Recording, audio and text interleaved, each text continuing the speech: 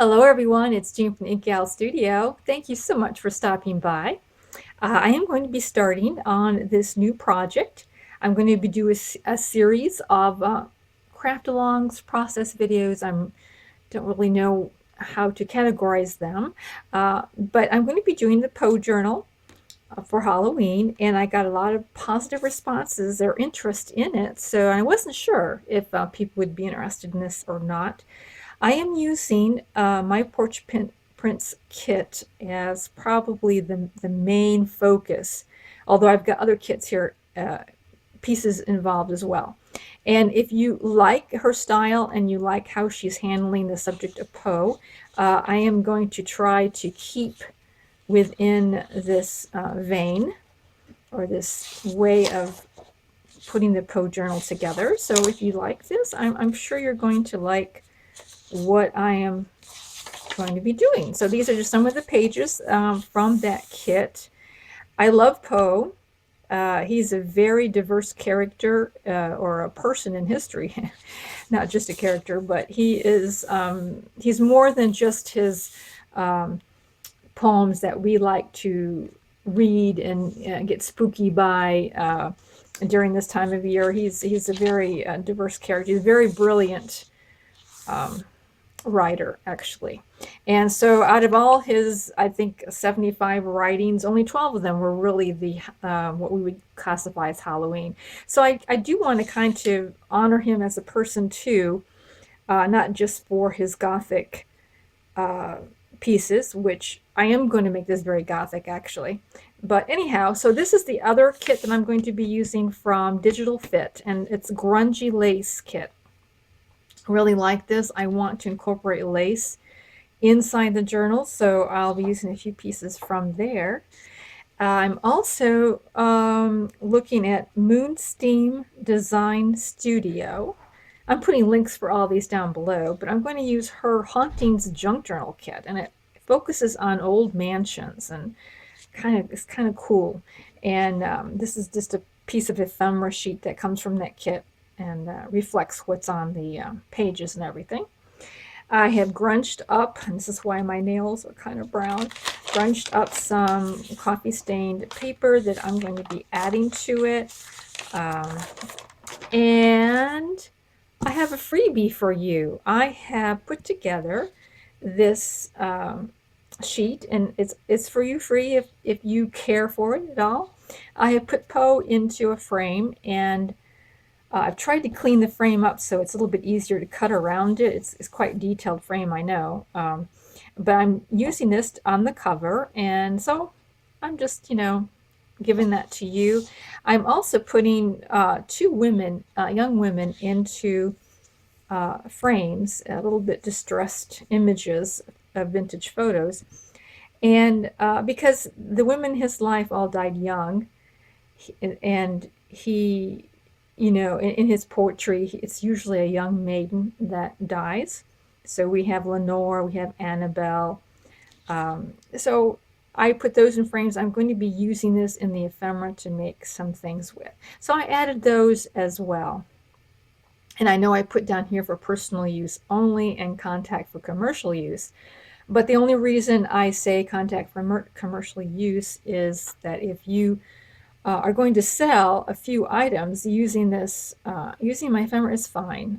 I really don't mind. So if you're hearing this and you have my permission to, make less than 100 copies of these to construct into a journal.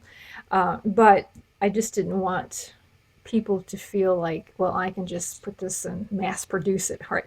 Not that anybody probably would, but I just put that down there because these do take time. They take some time to put these things together. So this is for you, and I'll put the link down below. It's a jump share file, and there's other freebies there as well, so you can check those out. Okay, so that. Oh, and also I'm going to be using some laces. I like this idea of lace, and so I have gathered up some burgundy, some dusty rose, some black. Don't know how much of it I'll use, but I will use some of it.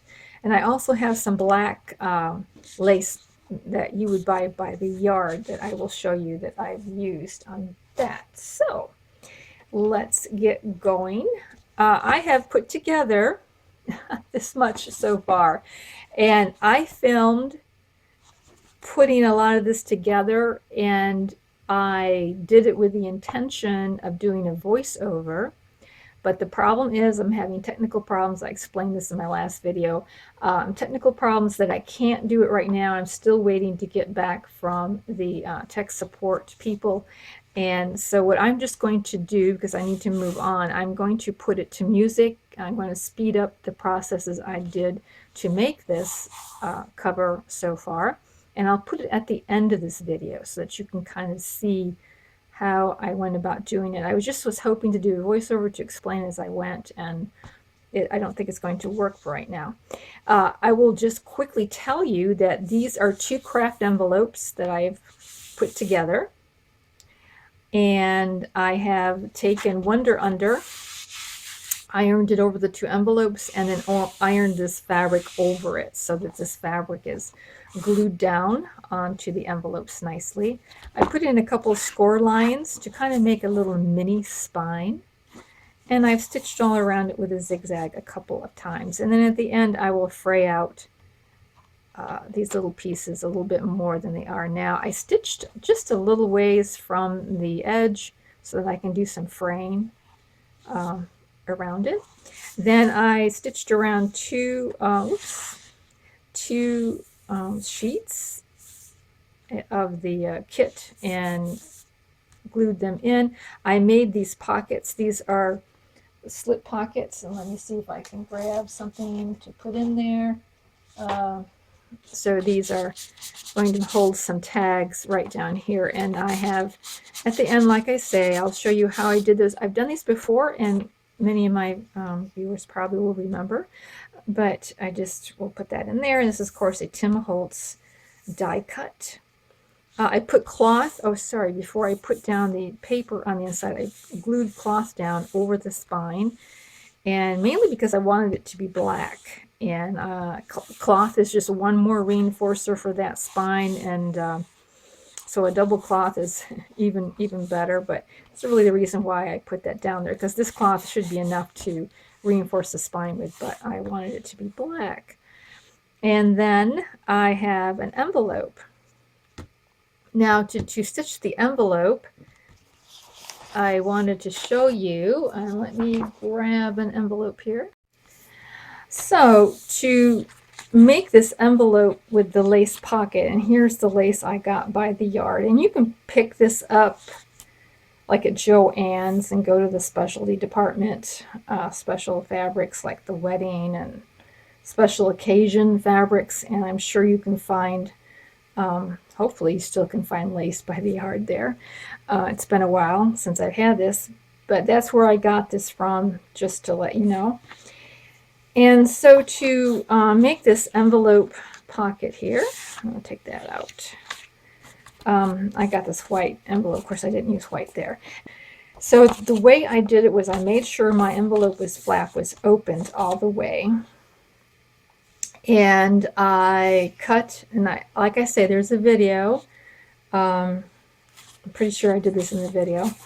I measured out a piece that, was just a little bit taller than my envelope. So the piece would come here, would be this wide, but it was a little bit taller, so that I could fold it over a couple of times and stitch in a hem. And I just went back and forth with a zigzag to kind of, make it a little stronger, so that, although this is pretty strong, it's like a nylon lace. It's not vintage, so it's not, worn over time. And then I laid the lace down, and then I stitched all the way around the envelope, as you can see right here. But make sure the flap is open, because if you stitch it like this, of course you can't use your flap. So that was easy peasy. It's all I did. And here is a tag, and then a tuck spot for that. So I think that kind of covers basically what the video at the end will be showing you that I did. So we'll jump right into that video, process video that will show what I just got done explaining. And the next time we get together in a few days, we'll start on some ephemera and start filling up this journal. And we'll have a little chat about Poe while we do our craft along. So thanks for viewing, and please subscribe and hit the like button. I appreciate that support. And so now here is the process video.